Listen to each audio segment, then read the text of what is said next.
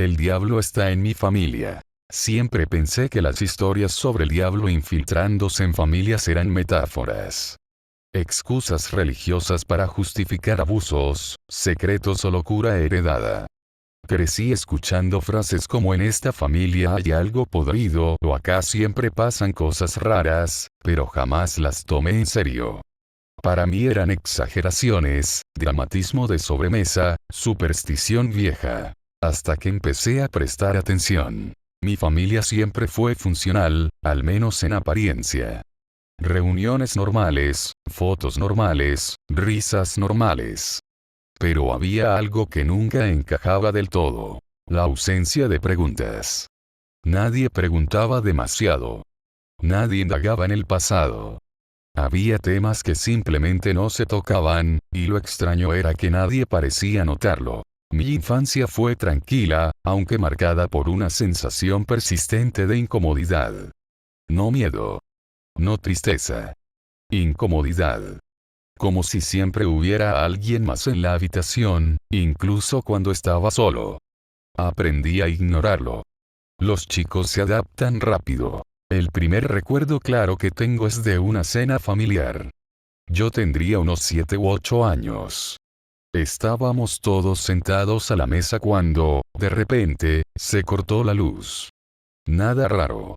El problema fue la reacción de mi familia. Nadie gritó. Nadie se levantó. Nadie pareció sorprendido. Se quedaron quietos, en silencio, como si esperaran algo. Yo fui el único que habló. ¿Qué pasó? Mi padre me miró fijo y dijo algo que no entendí en ese momento, pero que hoy me persigue. SHH. Ahora no. La luz volvió unos segundos después. Nadie comentó nada. La cena continuó como si nada hubiera pasado. Pero yo sentí algo raro en el aire. Como si hubiéramos sido observados, evaluados y aprobados. Con los años, empecé a notar patrones. En mi familia, la gente no se enfermaba gravemente. Podían pasar cosas menores, pero nunca nada terminal. Tampoco había accidentes fatales. No había tragedias grandes. Pero a cambio, había otra cosa. Desgaste. Todos parecían envejecidos antes de tiempo. Cansados. Apagados. Como si vivieran con una carga invisible. Mi abuela fue la primera en decir algo parecido a la verdad. Yo tenía 15 años cuando la encontré llorando en el patio, sola, mirando al suelo. Nunca la había visto así. Siempre fue una mujer dura, práctica, casi fría. Abuela, ¿qué te pasa? Me miró con ojos hinchados y dijo. Ojalá fueras de otra sangre. No entendí. Pensé que estaba delirando. Cuando quise preguntarle más, mi madre apareció y la ayudó a levantarse. Antes de irse, mi abuela me agarró la mano con una fuerza que no le conocía. Escúchame bien, susurró. Si algún día sentís que algo te habla desde adentro, no le contestes. Esa noche soñé con la casa de mis abuelos. Vacía. Silenciosa. Con todas las puertas abiertas. En el centro del living había una silla y alguien sentado en ella, de espaldas a mí. No se dio vuelta, pero supe que sonreía. Durante la adolescencia empecé a notar algo aún más inquietante. Mi familia siempre sabía cosas antes de que pasaran. No como predicciones claras, sino como decisiones tomadas con demasiada anticipación. Vendían propiedades antes de que el barrio se viniera abajo. Cambiaban de trabajo justo antes de despidos masivos. Evitaban personas que luego terminaban arruinadas. Cuando les preguntaba cómo sabían, la respuesta era siempre la misma. Corazonada. Yo heredé esa corazonada. La diferencia es que en mí venía acompañada de una voz. No una voz audible. Una intuición invasiva. Ideas claras que aparecían de golpe, con una seguridad absoluta. Si las seguía, me iba bien. Si las ignoraba, algo salía mal. No siempre de forma inmediata, pero inevitablemente. A los 20 años empecé a vivir solo. Fue un alivio al principio. La sensación de estar observado disminuyó. La voz se volvió más tenue. Pensé que todo había sido sugestión, herencia psicológica, condicionamiento familiar. Hasta que mi padre enfermó. No fue una enfermedad común. No había diagnóstico claro. Se apagaba lentamente. Cada vez que lo visitaba, tenía la sensación de que ya no estaba del todo ahí. Me miraba como si yo fuera un recuerdo incómodo. Una noche, mientras lo acompañaba en el hospital, me habló por primera vez de algo real. ¿Sabes por qué a esta familia nunca le faltó nada? Me preguntó. Negué. Porque alguien siempre se encargó de nosotros. ¿Quién? Sonrió, cansado. No hagas esa pregunta en voz alta. Esa misma noche tuve un sueño lúcido. Estaba en una habitación sin ventanas. Mi familia estaba ahí. Mis padres, mis abuelos, tíos que ya habían muerto. Todos de pie, en silencio, formando un círculo. En el centro, una figura oscura, sin forma definida, hablaba sin mover la boca. Uno por generación, dijo. Siempre fue así. Cuando desperté, mi padre había muerto. En el velorio noté algo que me heló la sangre. Nadie lloraba de verdad. Había tristeza, sí, pero también alivio. Como si algo hubiera terminado. Como si una deuda se hubiera saldado. Esa noche mi madre me pidió que me quedara a dormir en la casa familiar. Hay cosas que tenés que saber, me dijo. Nos sentamos en la cocina, de madrugada. La casa estaba en silencio.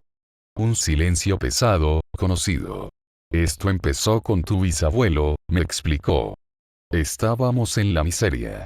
Hambre real. Muerte cerca. Él hizo lo que creyó necesario. ¿Un pacto? Pregunté, sin rodeos. No lo negó. No fue como lo imaginas. Nadie apareció con fuego. Fue una propuesta. Protección a cambio de continuidad. ¿Continuidad de qué? Me miró con ojos cansados. De la familia. Entonces lo entendí. No se trataba de almas individuales. Se trataba de linaje. De sangre. De permanencia. ¿Y el precio? Siempre hay alguien que se desgasta más que el resto, dijo. Siempre hay uno que escucha más fuerte. Que carga con la presencia. El aire se volvió denso. Ese alguien sos vos ahora. Esa noche lo vi por primera vez despierto. No tenía una forma fija. No tenía rostro. Pero ocupaba la cocina como si siempre hubiera estado ahí. No sentí miedo. Sentí reconocimiento. Hola, dijo dentro de mi cabeza. Llegó tu turno de entender. ¿Sos el diablo? Pregunté. La respuesta fue casi divertida. Soy el que se quedó cuando todos los demás se fueron. Me explicó todo sin prisa. La familia prosperaba porque nunca estaba sola. Siempre había una presencia guiando, protegiendo, empujando. A cambio, alguien debía ser consciente de ello. Alguien debía cargar con la cercanía. No te voy a obligar, dijo. Nunca lo hice. ¿Y si digo que no? Nada se rompe de inmediato, respondió. Pero sin mí ustedes son solo gente normal. Y las cosas normales se rompen fácil. Entendí la trampa. No era amenaza. Era realidad. Desde entonces, vivo con esto. No hice un pacto nuevo. No fue necesario. Nací dentro de uno. La voz me acompaña. No manda. Sugiere. Observa. Corrige. Mi familia sigue funcionando. Siguen teniendo suerte.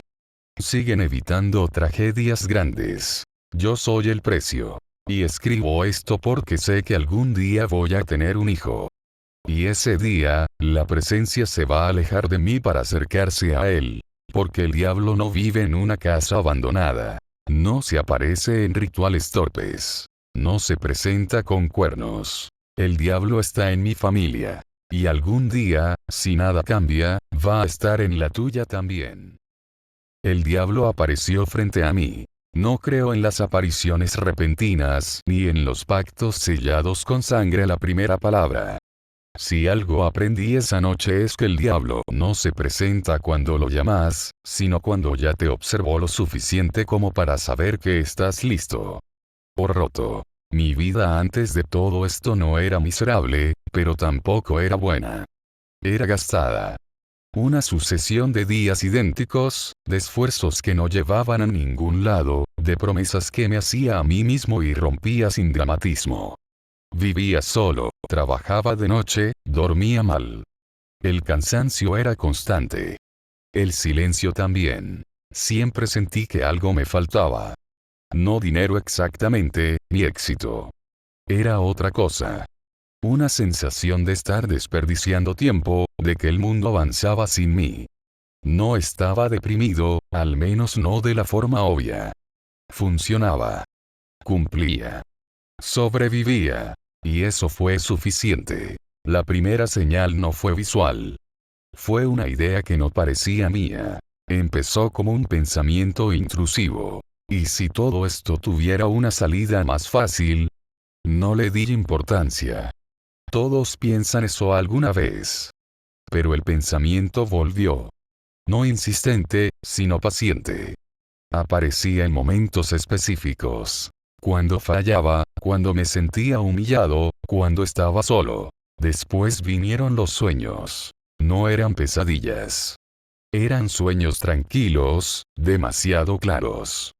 Lugares amplios, silenciosos, con una luz que no venía de ningún lado en particular.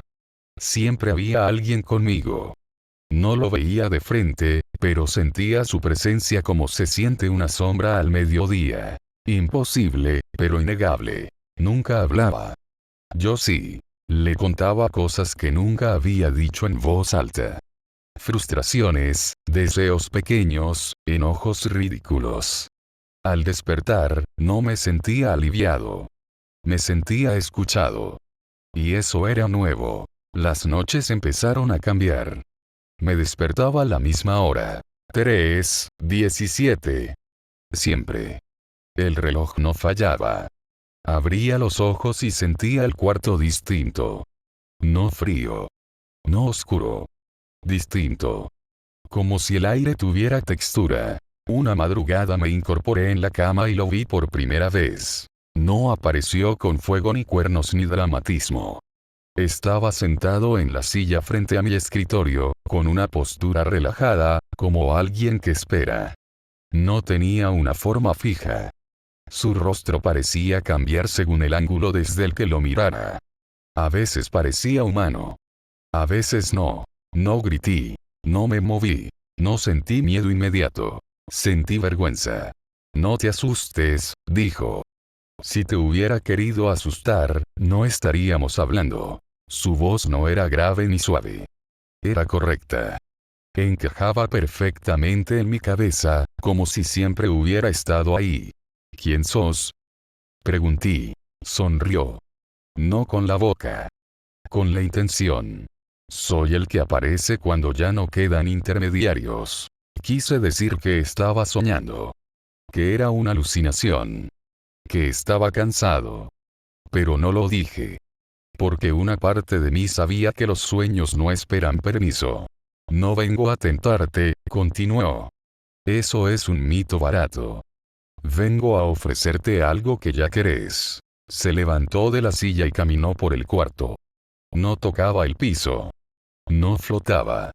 Simplemente no interactuaba con nada. No te voy a pedir tu alma, dijo. Eso también es un malentendido. Las almas no se piden. Se entregan solas. Me miró. Y por primera vez sentí miedo. No porque fuera una criatura infernal, sino porque me conocía. No lo que yo mostraba. Lo que escondía incluso de mí mismo. ¿Qué querés? Logré decir. Que dejes de resistirte a lo inevitable, respondió. Que aceptes un acuerdo justo. La palabra acuerdo me heló la sangre. No funciona así, dije. No creo en pactos. Perfecto, contestó. Entonces no lo llames pacto. Llámalo optimización. Me explicó sin prisa. Sin presión. Sin amenazas. No me ofreció riqueza absurda ni fama inmediata. Me ofreció capacidad. Oportunidades que aparecerían en el momento justo. Personas que dirían sí cuando antes decían no. Errores ajenos que me beneficiarían. Nada sobrenatural a simple vista. Nada de lo que pase violará las reglas del mundo, dijo. Solo las empujará un poco. ¿Y el precio? Pregunté. Se acercó. Sentí su presencia como un peso en el pecho. Observación, respondió. Presencia. Acceso. ¿Acceso a qué? A vos. Cuando bajes la guardia. No acepté esa noche. Desapareció sin enojo. Sin reproche. Sin humo. Pero volvió. No todas las noches. Solo cuando fallaba. Cuando perdía algo importante. Cuando sentía que el mundo me cerraba una puerta en la cara. Siempre aparecía después, nunca antes. Nunca me tocó. Nunca me gritó. Nunca me apuró. Eso fue lo más perturbador. Con el tiempo, empecé a notar cambios aunque no hubiera aceptado nada. Pequeñas coincidencias. Golpes de suerte aislados. Como si algo estuviera demostrándome el potencial. Todavía no hay trato, me dijo una noche. Pero nada impide que mires el escaparate. Empecé a tener miedo de mí mismo. Porque cada vez que algo bueno pasaba, una parte de mí se preguntaba si no habría sido mejor decir que sí. La noche del pacto no fue especial. No hubo luna roja ni tormenta. Fue una noche común, después de uno de los peores días de mi vida. Perdí mi trabajo. Me peleé con la única persona que todavía me importaba. Volví a casa con una sensación de vacío tan grande que dolía. Él ya estaba ahí. Llegaste temprano, dijo. No pregunté cómo entró. Decime la verdad, le dije. ¿Qué pasa si acepto? Se tomó su tiempo. Vas a sobrevivir mejor, respondió. Pero no vas a descansar nunca más. ¿Y si no acepto? Vas a sobrevivir igual, dijo. Pero vas a preguntarte todos los días cómo habría sido. El silencio se hizo pesado. ¿Por cuánto tiempo? Pregunté. Sonrió otra vez. Hasta que dejes de ser útil. ¿Y qué pasa después? Se inclinó hacia mí.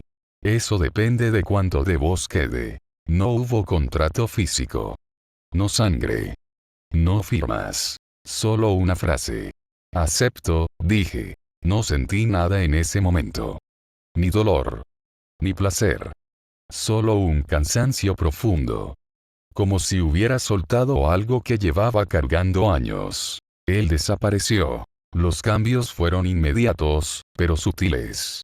Demasiado sutiles para que alguien más los notara. Las cosas empezaron a salir bien. Demasiado bien. Sin esfuerzo proporcional. Sin errores visibles. Pero con cada éxito, algo se perdía. Empecé a dormir peor. A soñar menos.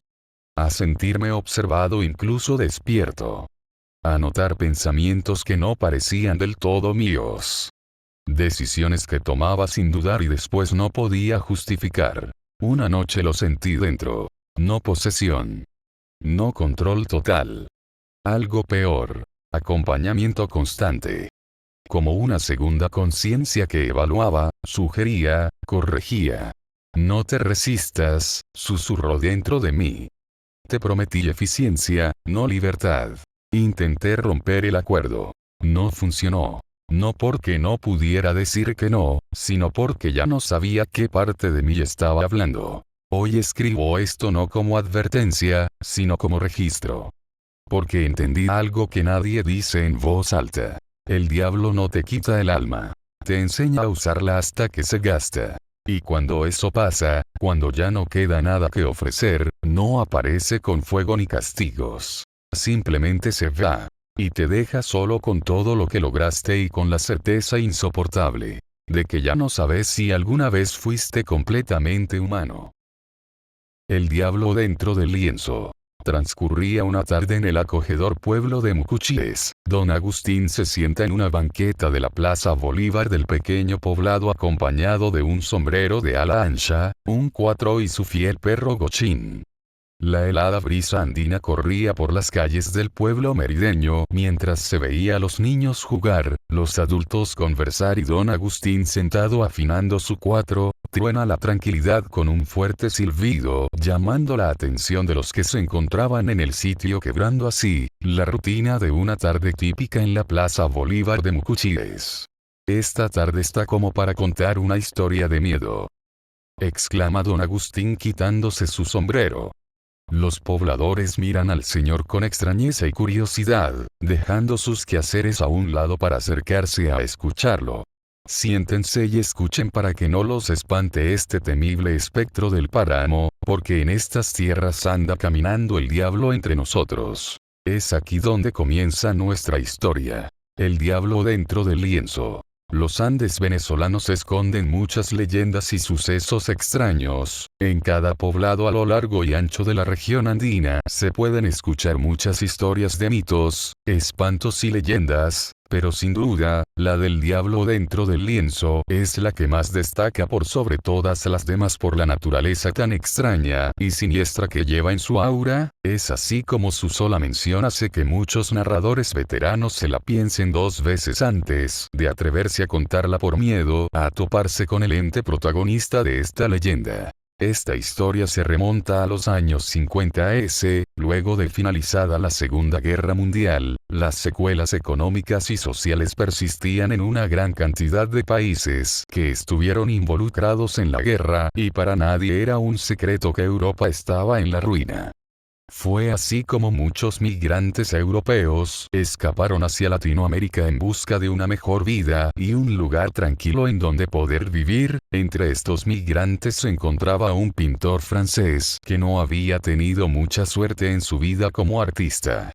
De nombre Jean-Pierre Leaunont, arriba a Caracas un 14 de junio de 1952, pero fue el pequeño pueblo merideño de Santo Domingo su destino final, en donde se mudaría 3 años más tarde. Aquel francés mantenía un contacto mínimo con los pobladores santodominguenses, pues él no dominaba muy bien el español y se le dificultaba hacer un vínculo con algún pueblerino por cuestiones casi culturales, además de su personalidad introvertida y ataques de locura causados por trastornos productos del estrés vivido en la guerra. Pierre veía la soledad como una barrera contra la distracción y el tormento cotidiano.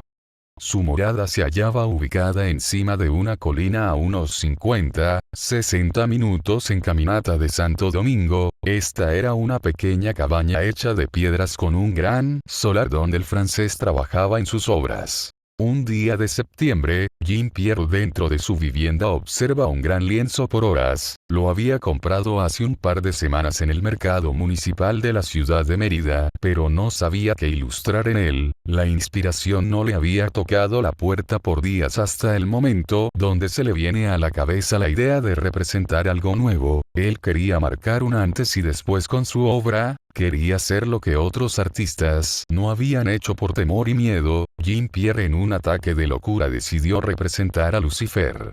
Al comenzar su representación artística, también comenzaron a suceder cosas extrañas en torno a la obra, dado que, durante las primeras fases se presentaba un sabotaje pues múltiples instrumentos de pintura como pinceles, acuarelas y óleos desaparecían y aparecían en lapsos de días o meses dando paso a ataques de furia y ansiedad para el francés.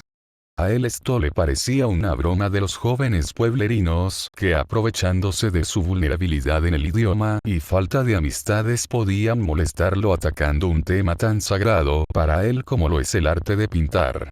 Para Jean-Pierre, la idea del sabotaje se le empezó a disipar de la mente luego de varias semanas, cuando ya no eran solo las desapariciones y reapariciones sus herramientas de trabajo, sino también ruidos y voces extrañas a altas horas de la noche. En un principio él culpaba estos sucesos a sus ataques de locura.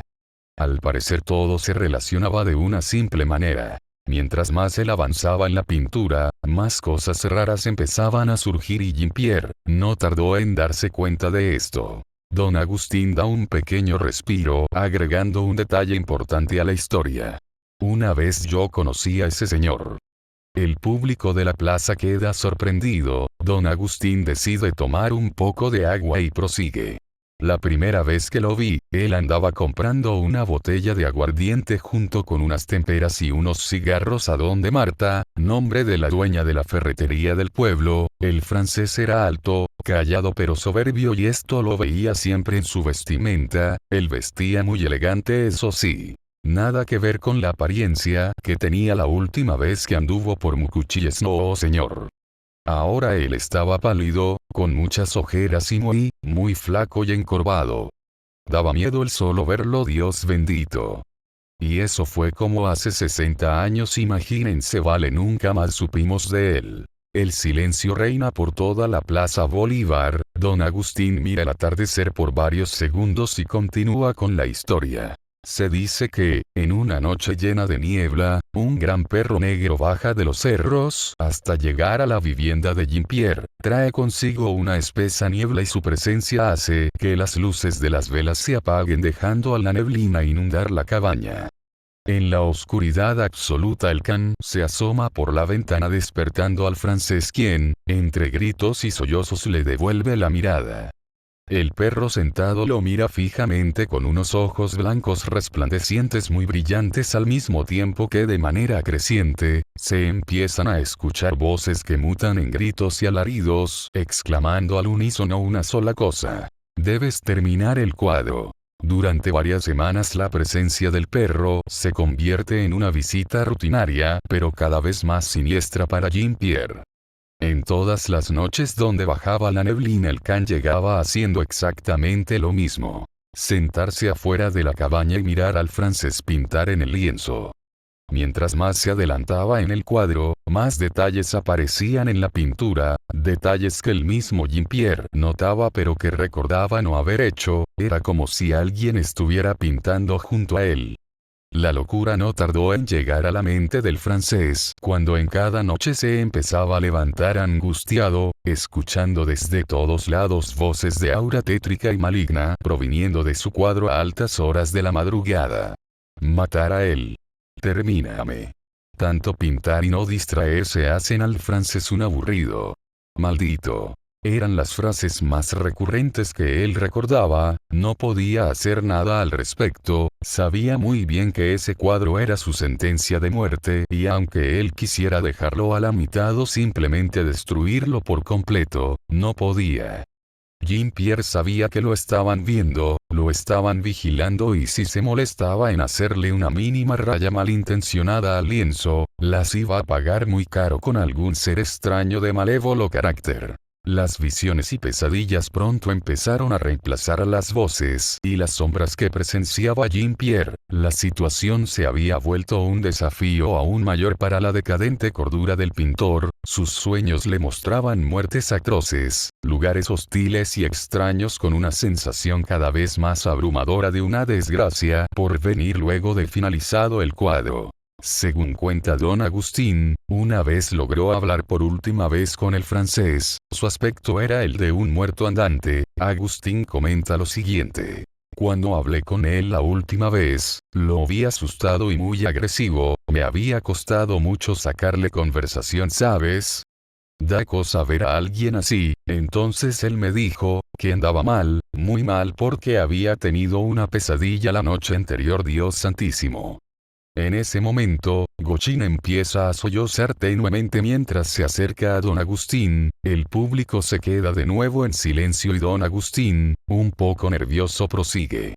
Me dijo que, en el mal sueño, se había despertado en su cabaña, y que ésta andaba en candela, se estaba quemando junto con el techo de paja y sus pinceles y todos sus utensilios, mientras, estando inmóvil, él gritaba sintiendo su piel carbonizaba cayéndose a pedazos, pero el cuadro seguía intacto. Había ahora algo ilustrado en el que lo miraba sonriente. Aquella cosa empezó a salir de la superficie del lienzo de manera muy torpe. Me lo describió como una bestia con las patas de un toro, cola de león, pecho de buey y cabeza de cerdo. El pánico se apoderó de todo su cuerpo, y lo único que hacía era gritar y sollozar mientras veía cómo la bestia se desplazaba en dos patas hacia él. Lo último que recordó fue una visión de él mismo, estando inmóvil y mirando esta vez hacia su puerta, viviendo como la bestia había salido del lienzo y ahora convertida en un doble de él mismo, salió de su cabaña para deambular por todo el páramo. Entendió en ese momento que ese sería el destino que le esperaba, como un choque, el último pensamiento que tuvo antes de petrificarse entre tela y óleo era que él jamás había ilustrado a un demonio, sin darse cuenta Pierre Lamont había creado un portal para que éste saliera. Don Agustín para en seco en ese instante, sus manos le temblaban mientras que, entre lágrimas y tartamudeando termina el relato comentando una última cosa. Cuando lo vi por última vez, un olor a descomposición impregnaba su aura, él me entrega entre varios paños algo en forma de una tabla y con una voz áspera y muy ronca me dice que no lo abra hasta llegar a la casa, que pasara lo que pasara no abriera el paquete hasta llegar a mi destino, me sonríe de manera extraña y desaparece caminando calle abajo.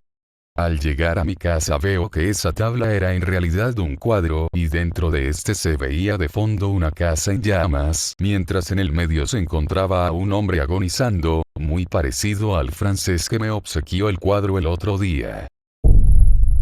El diablo en el espejo. Unos amigos se reunieron aprovechando las fiestas navideñas para compartir una noche de alcohol.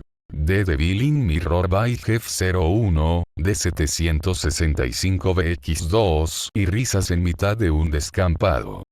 Como es habitual en este tipo de reuniones, sin saber cómo empezaron a contar historias de terror y leyendas que conocían. Un par de ellos escuchaban asustados las escalofriantes historias que se contaban, pero la mayoría que ya llevaba un par de copas de más, aprovechaban para bromear y tratar de asustar con un grito o saltando sobre los amigos cada vez que la narración hacía un silencio.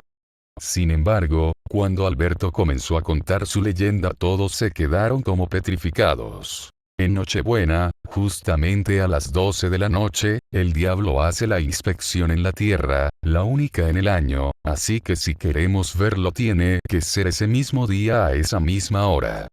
Vete al baño, puesto que es el lugar más propicio para realizar el evento, y cierra la puerta. Enciende 12 velas, tienen que ser negras, apaga la luz y sitúate enfrente del espejo. Cuando quede poco para que sean las 12, cierra los ojos y manténlos cerrados hasta que quede solo una campanada de las 12 que deben sonar. En ese momento el diablo se aparecerá en el espejo solo durante un segundo. Tras terminar su historia nadie sabía qué decir, los envalentonados muchachos estaban realmente asustados porque sabían que con las fuerzas del más allá no se debe bromear y la figura del diablo siempre ha sido una de las más temidas desde el comienzo de la humanidad.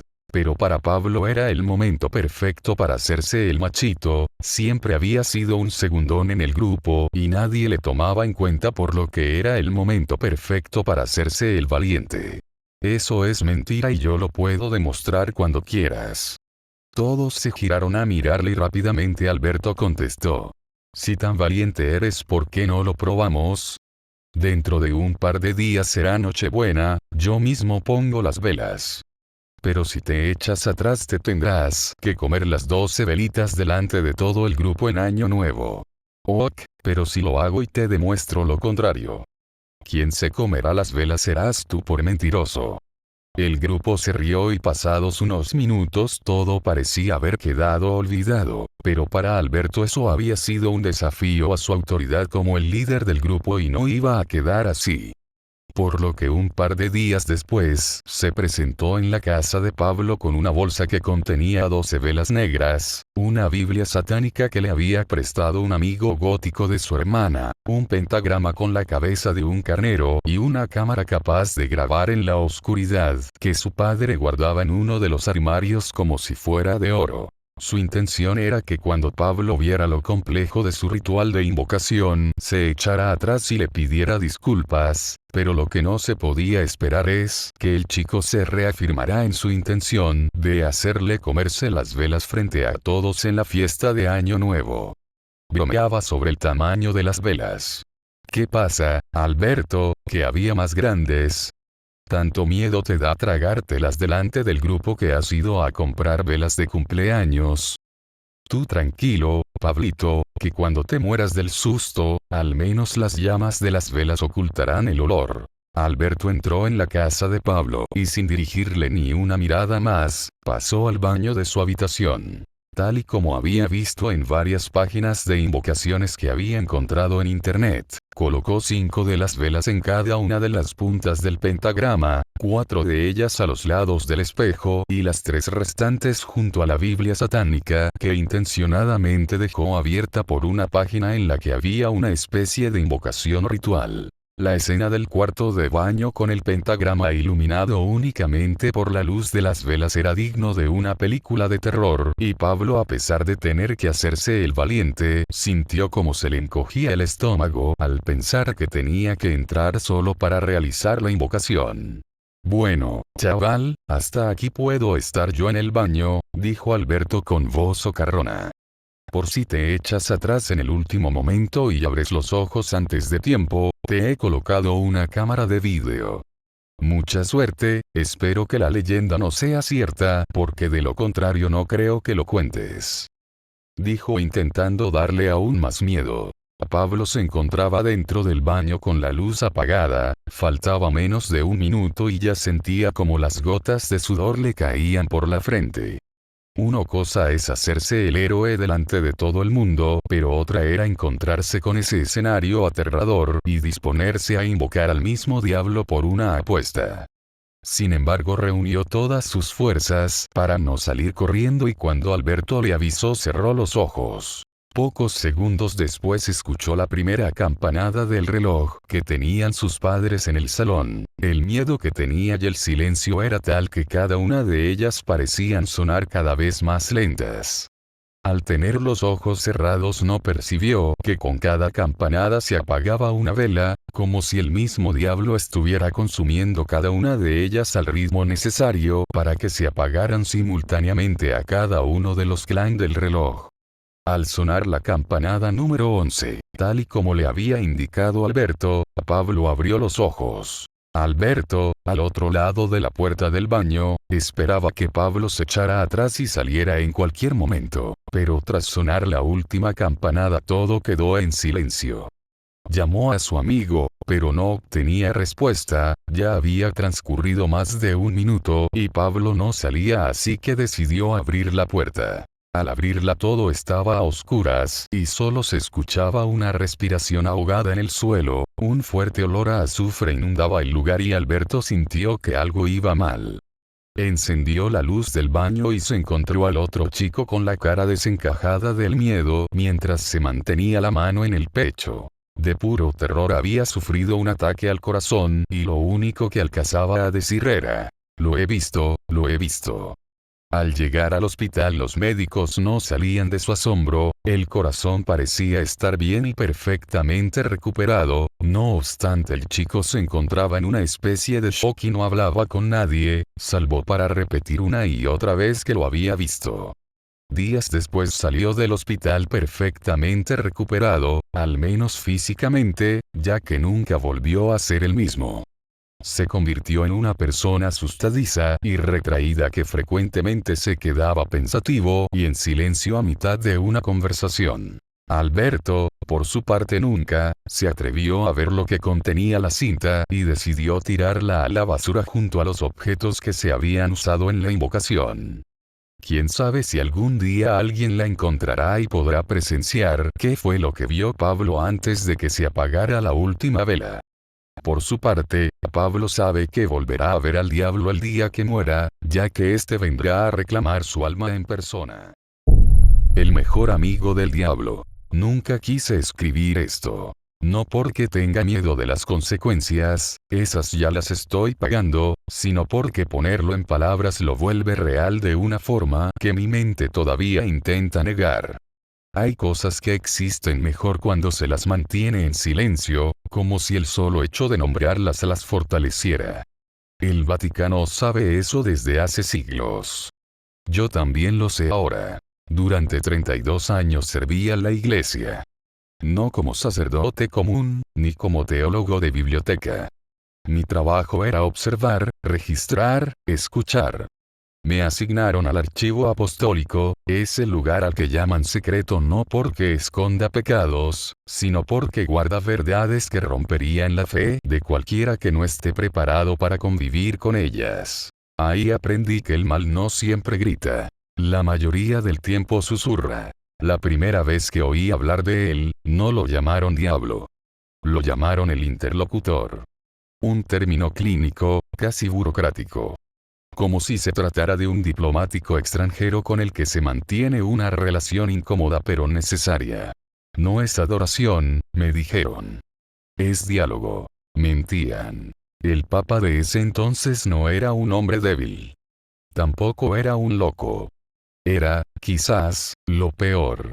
Un creyente absoluto. De esos que creen tanto que se permiten negociar con lo que consideran inevitable. Si el mal existe, decía, es porque cumple una función.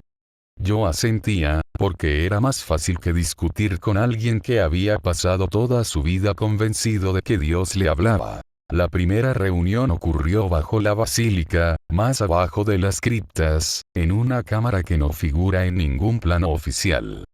No había símbolos invertidos, ni sangre, ni velas negras.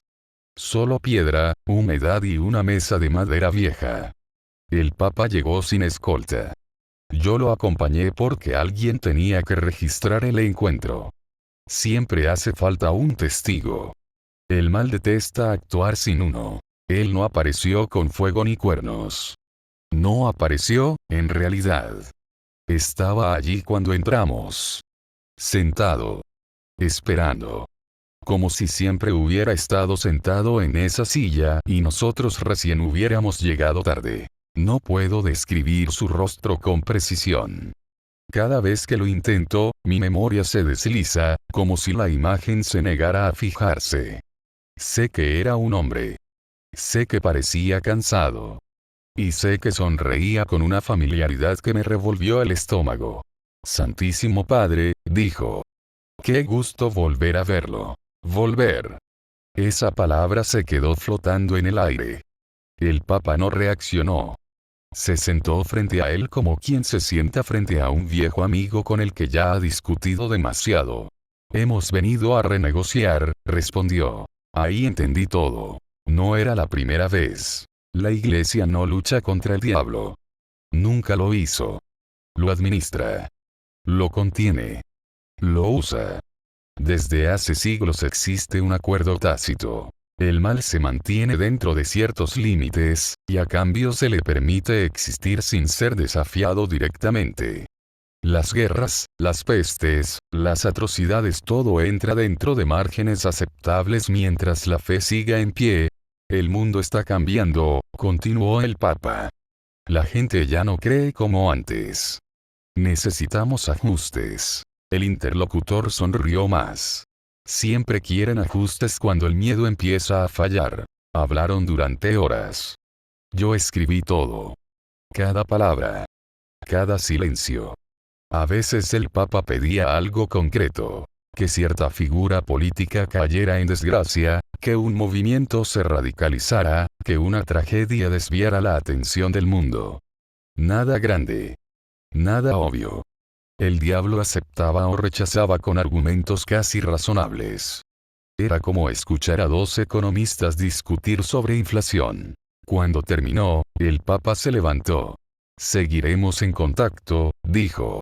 Como siempre, respondió el otro. Al fin y al cabo somos aliados. No dijo enemigos. Dijo aliados. Con el paso de los años entendí que el Papa no era su sirviente. Tampoco su amo.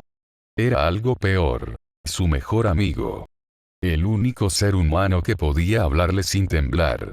El único que podía mirarlo sin caer de rodillas o salir corriendo. Eso lo convertía en algo peligroso. Porque la familiaridad con el mal no te vuelve inmune. Te vuelve complaciente. Cada nuevo papa heredaba el acuerdo. No todos lo aceptaban con la misma facilidad. Algunos lloraron. Otros rezaron durante días antes de aceptar sentarse en esa silla. Pero todos, absolutamente todos, terminaron haciéndolo. Porque cuando te muestran lo que pasaría si el trato se rompe, la fe deja de ser un consuelo. Yo también vi esas proyecciones. No eran visiones místicas. Eran posibilidades. Mundo sin freno. Violencia sin narrativa. Caos sin sentido. El diablo no mentía cuando decía que el mal absoluto no le convenía a nadie. Ni siquiera a él. Con el tiempo empecé a notar algo distinto. El Papa ya no iba solo a las reuniones. A veces regresaba con una expresión aliviada. Como si esas charlas fueran el único momento en que podía ser honesto. Como si frente a Dios tuviera que fingir, pero frente al diablo pudiera relajarse. Él me entiende, me dijo una vez. Dios exige. Él escucha. Ese fue el primer momento en que sentí verdadero miedo. La fe empezó a deformarse dentro de los muros del Vaticano. No de manera visible, no para los fieles. Era algo interno. Sutil. Las decisiones ya no se tomaban preguntando qué era correcto, sino qué era funcional. La moral se volvió logística. El pecado, estadística. Una noche, después de una reunión especialmente larga, el Papa me pidió que me quedara. ¿Vos crees en el libre albedrío? Me preguntó. Le dije que sí. Mentí. Él dice que no existe, continuó. Dice que todos cumplimos un rol. Que algunos nacen para rezar y otros, para empujar el mundo hacia donde tiene que ir aunque duela. ¿Y usted qué cree? Me animé a preguntar. Sonrió. No como un santo. Como un hombre cansado. Creo que alguien tiene que cargar con la culpa. Ahí entendí el verdadero pacto. No era poder. No era control. Era culpa compartida. El Papa se ofrecía como rostro humano del mal necesario. El diablo, a cambio, le permitía creer que todavía estaba haciendo el bien. Con los años, el interlocutor empezó a cambiar. O quizás siempre fue así y yo recién lo notaba. Su presencia se volvió más frecuente. Ya no esperaba a ser llamado. A veces simplemente estaba ahí, caminando por los pasillos más antiguos, como si el Vaticano fuera también su casa. Pasé a saludar, me dijo una vez, como si eso fuera normal. Hace siglos que vengo acá. Es agradable ver cómo se mantiene todo igual. ¿Por qué lo hace? Le pregunté. ¿Por qué ayudar? Me miró con algo parecido a lástima. Porque el mal necesita estructura. Sin la iglesia, yo sería solo ruido. Eso me persiguió durante meses. El último papa fue distinto. Más joven. Más carismático. El mundo lo adoraba. Y el diablo también. Demasiado. Las reuniones se volvieron más personales. Menos formales. Ya no había mesa. A veces se sentaban lado a lado. Reían. Yo dejé de escribir todo. Empecé a omitir cosas. No por lealtad. Por miedo. Una noche, entré a la cámara sin avisar. Los encontré sentados en el suelo, como dos viejos amigos recordando anécdotas. El Papa tenía lágrimas en los ojos. Él estuvo conmigo cuando dudé, decía. Cuando nadie más respondió, el interlocutor me miró. Siempre termina pasando, dijo. Dios escucha multitudes. Yo escucho individuos. Esa noche entendí que el trato había cambiado. Ya no era equilibrio. Era dependencia. Decidí irme. Renunciar. Desaparecer. No llegué a hacerlo. El Papa me llamó a su despacho al amanecer. Estaba solo. Sin anillo. Sin símbolos. Sé que quieres irte, me dijo. Y no puedo permitirlo. ¿Por qué? Pregunté. Porque alguien tiene que contar la historia cuando yo ya no esté. Me dio un sobre. Dentro había copias de todo. Registros. Fechas. Nombres. Pactos. Y una nota escrita a mano. Si alguien lee esto, que sepa que no fue el diablo quien nos corrompió. Fuimos nosotros los que le pedimos que se quedara. Esa misma noche, el Papa murió. Ataque al corazón, dijeron. El mundo lloró. Yo no. Desde entonces, el interlocutor no volvió a aparecer. No hizo falta. La iglesia aprendió a caminar sola. El trato ya no necesita palabras. El mal está integrado. Normalizado. Bendecido. Yo escribo esto porque ya no puedo dormir. Porque cada vez que cierro los ojos, siento que alguien me escucha con atención paciente. Como si esperara que termine de confesar para responder. Y porque ahora entiendo algo que nadie quiere admitir. El diablo no quiere tu alma. Quiere tu compañía. Y cuando la obtiene, se queda.